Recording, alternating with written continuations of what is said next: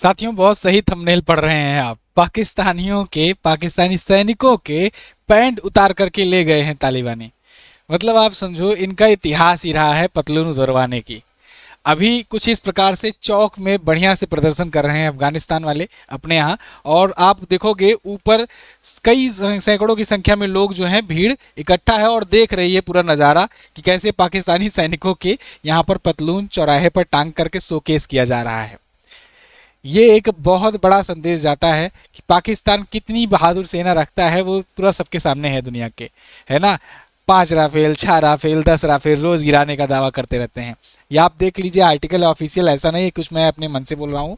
सब कुछ यहाँ पर देखिए, इंडिया टुडे का आर्टिकल है, Taliban display pants of Pakistan soldiers, Afghans vow to join mujahideen. Afghanistan और पाकिस्तान के बीच में भयंकर युद्ध चल रहा है और ऐसे में अब क्या अपडेट है पूरा डिटेल में मैं आपको बताऊंगा आज की इस वीडियो में। सबसे पहले संतोषजनक तस्वीर को देखिए और कुछ चीजें याद कीजिए। 1971 का वार, जिसके बाद पाकिस्तान ने सरेंडर किया था। 93,000 से ज्यादा सैनिक सरेंडर किए थे पाकिस्तान के। और उस टाइम पर भी कुछ ऐसे ही पतलून उतरवाई गई थी, उनकी बेल्ट उतरवाई गई थी, पैंट उतरवाए गए थे, परेड करवाई गई थी, हथियार डालाए गए थे। इसके बाद भारत ने पाकिस्तानी सैनिकों को कई महीनों तक यहाँ पर रखा, खाना वाना खिलाया बढ़िया से उनको, उसके बाद छोड़ा था यहाँ से। मतलब भयंकर बेइज्जती करके, इतना शर्म से ये लोग पानी पानी हो गए थे, दुनिया में मुंह दिखाने लायक नहीं थे। क्योंकि सेकेंड वर्ल्ड वार के बाद दूसरा कोई इतना बड़ा कोई सरेंडर हुआ था कभी 1945 के बाद से कभी आज तक ऐसा नहीं हुआ, इससे बड़ा कोई और सरेंडर हुआ हो। 1971 के बाद से भी अभी तक कोई नहीं हुआ है। तो ये लोग का इतिहास ही रहा है ऐसा पैंट उतरवाने का। ऐसे अभी इनकी फिर से पैंट उतारी गई है। अफगानी बहुत मजा भी ले रहे हैं इनका ट्विटर पर, सोशल मीडिया पर। तो आज की वीडियो में हम लोग जानेंगे, समझेंगे कि ये डूरन लाइन पर जो वार हो रहा है, अटैक हो रहा है दोनों पक्षों के बीच में, ये मामला क्या है और डूरन लाइन क्या होती है। साथ ही साथ में ये युद्ध कहां तक जाएगा, सीज फायर जो हुआ है, अभी अनाउंस हुआ है कि कल शाम से 48 घंटों के लिए, उस पर कितना दोनों राजी होंगे, इसको भी हम लोग देखेंगे। लेकिन वीडियो स्टार्ट करें इससे पहले आप सभी को बता दें, दिवाली धमाका ऑफर स्टार्ट हो चुका है। इसके तहत 84% का ह्यूज डिस्काउंट दिया जा रहा है एमजेटी एजुकेशन ऐप पर, जिसके तहत आपको सभी जो बड़े बैचेज हैं वो मात्र 199 में मिल रहे हैं। आप मात्र 199 में जीएस सफलता 4.0 लेकर के पूरा अच्छे से जीएस कवर कर सकते हो। इसके अलावा करंट अफेयर कवर कर सकते हो मात्र 99 में। ये वीओडी बैच है, मतलब आप समझो 84% डिस्काउंट होने के बाद इतना कम पर आ गया है। मतलब केवल 16% रेट पर आपको मिल रहा है बैच, और इतना बड़ा डिस्काउंट आज तक कभी नहीं आया था। नवरात्रि में हम लोगों ने 70% तक दिया था, तो इस बार थोड़ा सा बढ़कर के देना था, इसलिए आपको ये डिस्काउंट दिया गया है। और इसके बाद आप जानते हो कोई इतना बड़ा डिस्काउंट नहीं आने वाला है, तो आप जा करके उसे ले सकते हो एमजेटी ऐप पर। चाहे संकल्प बैच ज्वाइन करो करंट अफेयर स्टैटिक के लिए, चाहे जीएस तैयार करने के लिए जीएस सफलता बैच ज्वाइन करो। इसके अलावा आप UP police constable, RRB ALP, इसके अलावा ग्रुप डी, बहुत सारे और भी सब्जेक्ट वाइज बेसिस भी हैं, उनको भी आप ले सकते हो बहुत ही किफायती दामों पर। कूपन कोड में आपको डालना है Diwali, capital letter without any space. इसके अलावा आप जो हमारी ई बुक्स आती हैं उनको भी ले सकते हो 70% की डिस्काउंट पर। जैसे हमारे मंथली ई बुक हुआ, या 3 महीने का हुआ, 6 महीने का हुआ, करंट अफेयर स्टैटिक जीके का हुआ, मूल विधि संविधान का हुआ, या फिर समान विज्ञान का हुआ। ऐसे और भी ग्रुप डी वगैरह के एग्जाम के बहुत सारे ई बुक्स अवेलेबल हैं। ये सारी चीजें आपको हमारे एप्लीकेशन एमजेटी ऐप पर मिल जाएगी। गूगल प्ले स्टोर से एमजेटी ऐप डाउनलोड कीजिए, साइन इन वगैरह कीजिए, उसके बाद आप जाकर के कैटेगरी वाइज चीजें देख सकते हैं। बहुत सारी स्टडी मटेरियल फ्री में भी अवेलेबल हैं, तो आप फ्री में भी पढ़ाई कर सकते हो। चलिए अब टॉपिक पर वापस आते हैं, जानते हैं ये मामला क्या है, क्यों ये जो फील्ड मार्शल हैं फील्ड मार्शल असीम मुनीर, क्यों इतना शर्मिंदा होना पड़ा है इनको। देखिए असल में ना, ये लोग बस केवल हवाई बात करते हैं। ये लोग बस केवल फर्जिफिकेशन में दुनिया भर में अफवाह फैलाने का काम करते हैं। इनके यहाँ सबसे बढ़िया चीज़ कोई जो है वो है ट्रोल आर्मी इनकी। ये लोग बढ़िया सोशल मीडिया कैंपेनिंग खूब अच्छे से करते हैं। सोशल मीडिया पर बताएंगे इतने राफेल गिरा दिए, उतने राफेल गिरा दिए, और एक्चुअल ग्राउंड पर जब फोटो मांगी जाएगी तो कहेंगे all over the social media. इनके रक्षा मंत्री तक बोलते हैं।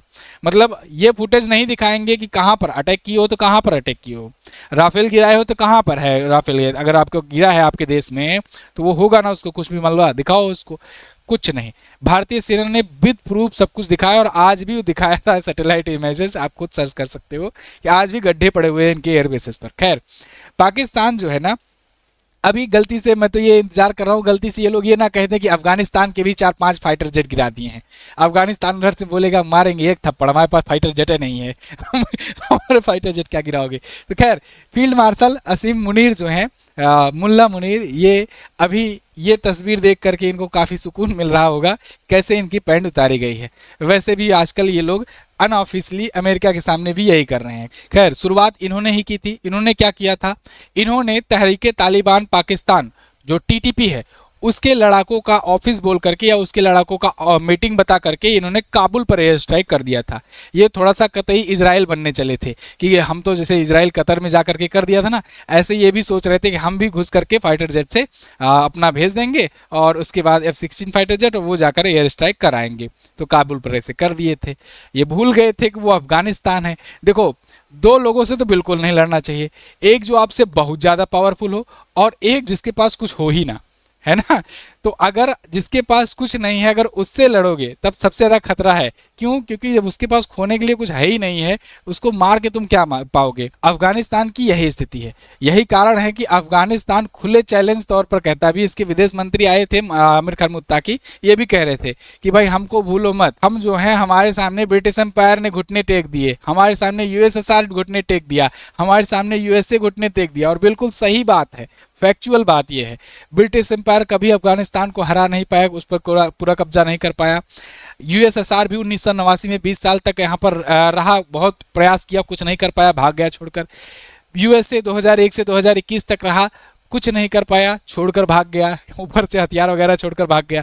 आज जो टैंक लेकर के ये अफगानी घुस रहे हैं पाकिस्तान में, वो टैंक वगैरह सब अमेरिका है और अमेरिकन मेड वेपन है। तो फिर भाई बंदर के हाथ में अगर जब अस्तूरा मिल जाएगा तो और भी खतरनाक हो जाता है। तो इस टाइम पर तालिबानियों के पास भयंकर हथियार औजार भी हैं। इंडिया से रिलेशन भी बहुत अच्छे हो गए हैं। इंडिया अपनी एम्बेसी फिर से शुरू कर रहा है वहाँ पर।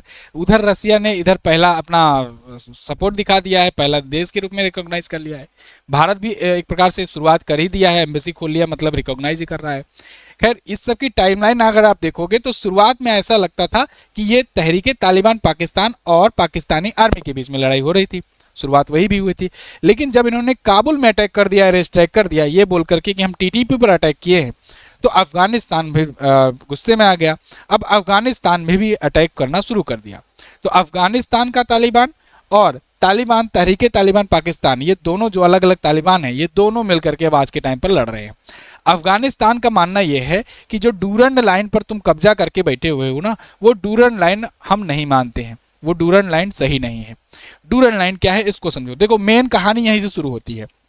डूरंड लाइन 1893 में अंग्रेजों ने बनाया था, खींची थी। जैसे अपने यहाँ भारत और पाकिस्तान के बीच में रेड क्लिफ रेखा है और भारत चाइना के बीच में मैकमोहन रेखा है, ऐसे ही वहाँ पर अफगानिस्तान पाकिस्तान के बीच में डूरंड लाइन है।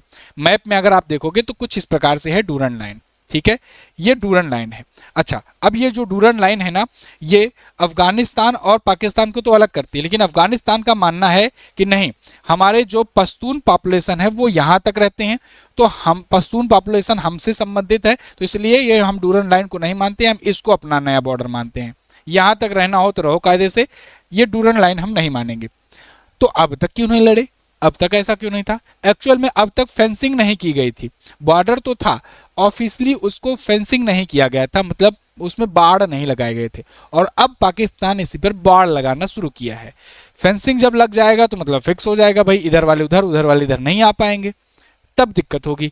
इसीलिए अब इस चीज़ का विरोध कर रहा है अफगानिस्तान। अफगानिस्तान कह रहा है कि फेंसिंग बिल्कुल ना करो, नहीं तो फिर हम घुस करके मारेंगे और पॉइंट उतार करके ले आएंगे। खैर अफगानिस्तान इसे औपनिवेशिक काल की रेखा मानकर खारिज करता आया है। अब देखो पाकिस्तान की दिक्कत क्या है। पाकिस्तान में आज के टाइम पर कुछ भी सही नहीं चल रहा है, कुछ भी, मतलब कि आप समझो कभी भी यहाँ पर सैन्य शासन लागू हो सकता है। कैसे? देखो पाकिस्तान में ना अगर देखा जाए मोटा मोटा तो 8 प्रांत हैं, लेकिन बड़ा बड़ा अगर देखा जाए तो 5 प्रांत हैं। कौन कौन से? सिंध प्रांत है, बलूचिस्तान है, पंजाब है, खैबर पख्तूनवा है, इसके अलावा इधर गिलगित बल्तिस्तान है, और इधर ये है आज़ाद कश्मीर, ठीक है ना, एक छोटा सा है, वो भी अपना ये समझो तो ले ही लेंगे, पीओके वगैरह। तो यहाँ पर ये जो पाकिस्तान, इसमें 6 जगह है ना, इसमें दिक्कत क्या है? इसमें दिक्कत ये है कि इनके पास केवल पंजाब प्रांत ऐसा है जहाँ से जितने भी नेता बड़े बड़े हैं, जितने भी अमीर आदमी हैं, जो सब यहीं पर रहते हैं। खैबर पख्तूनवा की स्थिति बहुत खराब है, यहाँ पर पश्तून लोग ज़्यादा रहते हैं और टीटीपी का यहाँ दबदबा है, तहरीके तालिबान पाकिस्तान। तो तहरीके तालिबान पाकिस्तान इधर से दबाव बनाता है बढ़िया से, और इधर डूरन लाइन है, तो डूरन लाइन पूरा पूरा अफगानिस्तान मानता ही नहीं है, तो इसलिए अफगानिस्तान इधर पूरा पूरा प्रेशर बनाता है, अफगानिस्तान इस इधर से दबा कर रखता है। ये है बलूचिस्तान। बलूचिस्तान में रहती है BLA यानी बलूचिस्तान लिबरेशन आर्मी। ये इधर बिल्कुल फटकने नहीं देती है पाकिस्तान आर्मी वगैरह को। आप देखते हो कभी ट्रेन ही हाईजैक कर लेती है, कभी पता लगता है उनके जो सेना से भरी हुई जो काफिला जा रहा था उसमें अटैक हो गया, उड़ा दिए। तो ये लोग छिप छिप कर गोरिल्ला वार करते रहते हैं। सिंध प्रांत में इनके कराची पोर्ट वगैरह है, तो उसी से इनका व्यापार होता है। और इधर इंडियन नेवी इनको बढ़िया से दबाव बनाकर रखी हुई है कि अब की बार अगर कोई भी बदमाशी करने की कोशिश किए तो अब की बार नौसेना की बारी है, और नौसेना क्या कर सकती है वो बता ही दिया था अपने नौसेना के कमांडरों ने। अब इनके पास मिला जुला करके मोटा मोटा केवल यही दो प्रांत बचा हुआ है, सिंध प्रांत और पंजाब प्रांत। यही में बेचारे ये तड़पड़ाते रहते हैं। लेकिन अब इनमें भी दिक्कत ये है कि इसके अंदर भी समय समय पर विद्रोह होते रहते हैं। क्या विद्रोह होते रहते हैं? अभी मैंने आपको कल या परसों की वीडियो में बना करके बताया था, तहरीके लब्बैक ये यहाँ पर प्रोटेस्ट कर रहा था भयंकर तरीके से। कई लोगों की वहां पर जाने गई, पाकिस्तानी रेंजर्स के द्वारा ओपन फायरिंग कर दी गई, जिससे जो साद हुसैन रिजवी है उसको गोलियां लग गई। अभी वो कहाँ पर है किसी को नहीं पता है। उसका लीडर जो है अभी पाकिस्तानी रेंजर्स को उसको उठा करके ले गए हैं। लेकिन अगर वो मर जाता है तो समझो कि इंटरनल फिर से शुरू हो जाएगा गृह युद्ध इनके यहाँ। तो कुल मिला करके अभी तक जहां पर भी ये संतुष्ट रहा करते थे इस्लामाबाद में, पंजाब प्रांत में, वो भी अब संतुष्ट इनका रहने लायक नहीं बचा हुआ है। तो चारों तरफ से इनकी बैंड बजी पड़ी हुई है। अब ऐसे में एक ही ऑप्शन है इनके पास कि यहाँ की आर्मी टेक ओवर कर ले, जैसा कि इनका इतिहास रहा है। 3 बार ऑलरेडी सैन्य शासन लग चुका है, कोई भी आज तक प्रधानमंत्री अपना 5 साल का कार्यकाल नहीं पूरा कर पाया है। तो इनके पास अब एक ही ऑप्शन है कि आसिम मुनीर जो हैं, जो कि फील्ड मार्शल भी बन गए हैं, भाई सबसे पावरफुल हो ही गए हैं। अब तक के इतिहास में केवल 2 ही फील्ड मार्शल बने हैं, एक वो है और एक अयूब खान थे। तो दोनों ही तानाशाह रह चुके हैं समझो। अब ये जो अनऑफिशियली तानाशाही कर रहे हैं अभी इनके पास एक ऑप्शन है कि अब ये सैन्य शासन कर लें हासिल।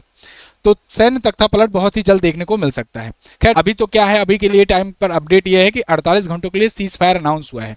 लेकिन ये सीज फायर चलेगा नहीं, क्योंकि तहरीके तालिबान पाकिस्तान आज से नहीं है टीटीपी लड़ रही है, ये 2001 से ही लड़ रही है। 2001 में जब पाकिस्तान ने अमेरिका का साथ दिया और इसके बाद फिर अमेरिका को सपोर्ट करना शुरू किया, इनपुट वगैरह देना शुरू किया, उसी टाइम पर तहरीके तालिबान पाकिस्तान जो है इसके खिलाफ हो गया कि ये इस्लाम के खिलाफ काम कर रहा है, यहाँ की गवर्नमेंट इस्लाम के खिलाफ काम करती है, और उसी टाइम से ये लड़ रहे हैं। तो ऐसा नहीं होगा कि ये सीज फायर देख करके मान जाएंगे। भाई जिनके पास ऑफिस नहीं है उनके लिए ऑफिशियल क्या ऑफिशियल तो उसके लिए होता है जिसके पास ऑफिस हो। जब ऑफिस ही नहीं है, पहाड़ों में रह रहे हैं, जंगलों में रह रहे हैं, तुम ऑफिशियल क्या करोगे सीज फायर? वो कभी भी दगा देंगे। खैर जो भी होगा आगे अपडेट मैं आपको बताऊंगा। आप इस पर आपकी क्या राय है आप लोग कमेंट करके बताइएगा। आपको क्या लगता है ये सीज फायर चलेगा? इजराइल हमास वाला सीज फायर तो चल ही नहीं रहा है, रसिया यूक्रेन का कभी चल ही नहीं रहा है सीज फायर, हो ही नहीं पाया। इनका क्या होगा? सीज फायर वहां पर होता है जब 2 प्रोफेशनल आर्मी लड़ रही होती हैं। खैर चैनल को सब्सक्राइब करके रखिए, आगे जो भी अपडेट आएगी मैं आपको बताऊंगा। और ऑफर का फायदा जरूर उठाइए। दिवाली धमाका ऑफर पर आपको 84% का डिस्काउंट दिया रहा है। हमारे जो भी पेड बैचेज हैं वो आपको बहुत ज़्यादा डिस्काउंट पर मिल रहे हैं, तो ये मौका गवाइए मत। लिंक डिस्क्रिप्शन में दिया गया है। दिवाली की खुशियाँ मनाइए। Thank you so much. जय हिंद, वंदे मातरम।